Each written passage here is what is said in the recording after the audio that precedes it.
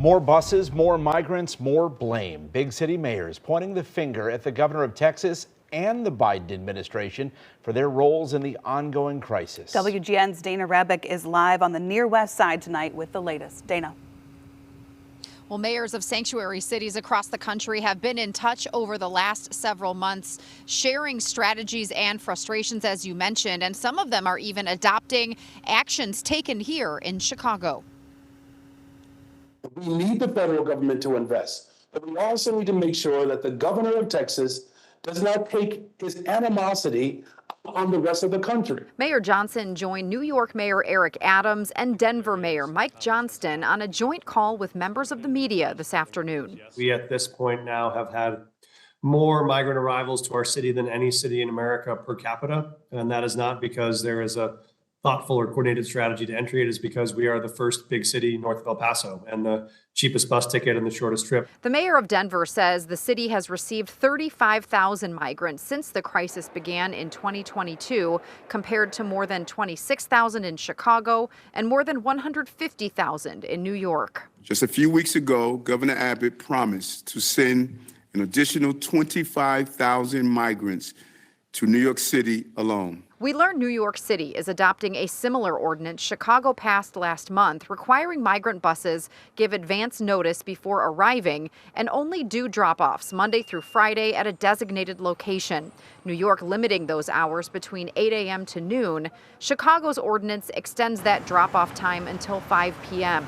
Buses that don't comply here are cited, and a couple of them have been impounded. Migrants from Texas also arriving at Chicago's airports. Sending planes to Chicago or anywhere else that are funded by the government, this government of Texas, these private planes without a manifest, without knowing who's on the plane, without knowing what's on the plane, is not just reckless, it's dangerous. The mayors all described shelter spaces at capacity and a strain on city budgets, pushing for a list of demands from the feds, including authorized work permits. It will crush city budgets around the country. As we know, we're looking at about $160 million of potential costs going into next year's budget. That's almost 10% of our entire city budget. Asking for federal financial help and better coordination to manage the flow of migrants from the southern border. We have spoken to FEMA and other federal officials who have expressed concern about the border's surge, but not offered additional help. We need action, and we need it now.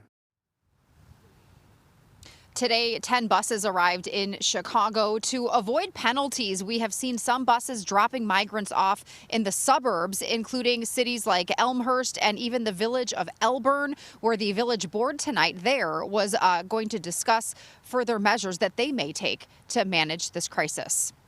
Live in Lincoln Park, Dana Rebick, WGN News.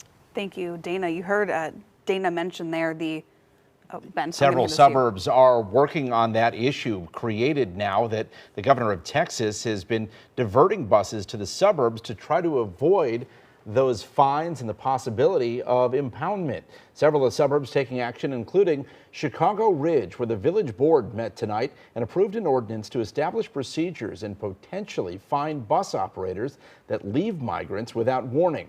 Trustees held a special meeting tonight trying to preempt any surprise drop-offs. They say Chicago Ridge could be a potential destination because of its metro station.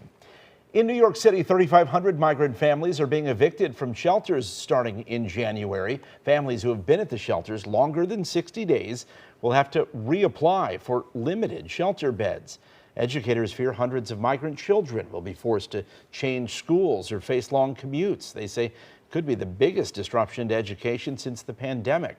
More than 157,000 asylum seekers have arrived in the city since last year. 68,000 are currently in New York City shelters.